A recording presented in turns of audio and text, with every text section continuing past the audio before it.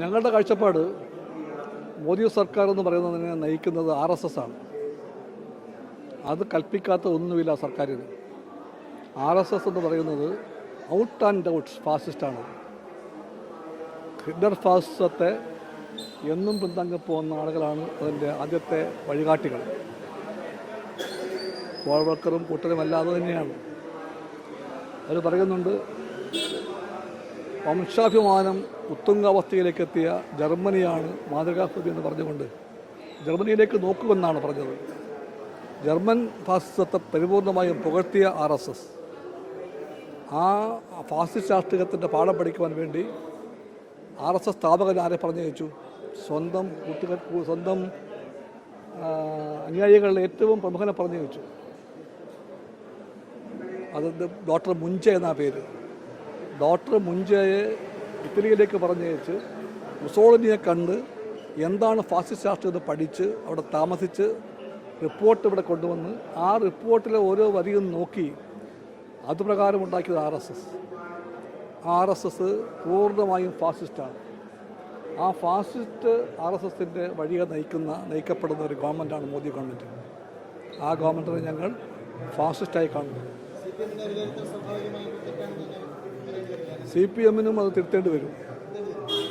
നിങ്ങൾ നോക്കിക്കൊള്ളുക, ഇന്ത്യക്കാരെ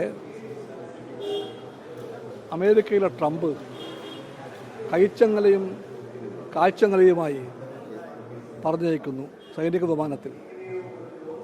ആ വിമാനം വന്നിറങ്ങുമ്പോഴത്തേക്കും അതേപ്പറ്റി ഒരു വാക്ക് പോലും പറയാനുള്ള മര്യാദയും രക്ഷസ്നേഹവും കാണിക്കാതെ മോദി അവിടെ പോയി, പ്രയാഗ്രാജിലേക്ക് പോയി.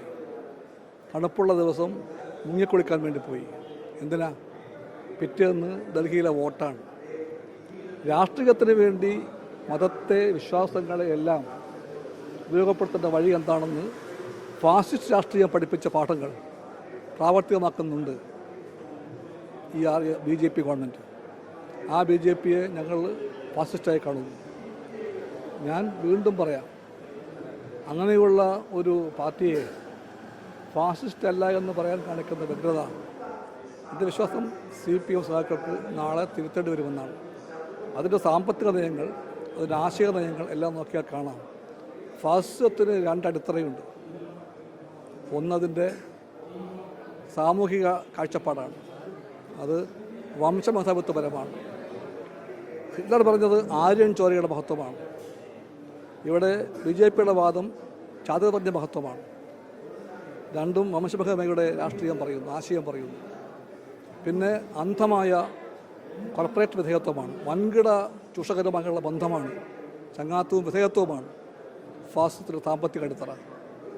അത് പൂർണ്ണമായിട്ടും മോദി ഗവൺമെൻറ് പാലിക്കുന്നുണ്ട്. ഡൊണാൾഡ് ട്രംപിന് അത് ഇലോൺ മസ്ക് ആണെങ്കിൽ ഇവിടെ അത് അദാനിയോ അംബാനിയോ ഒക്കെ ആയിരിക്കും.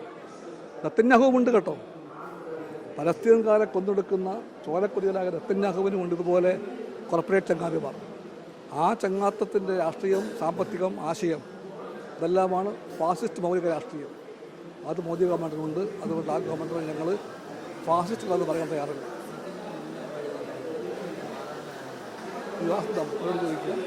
അവരോട് ചോദിക്കുക.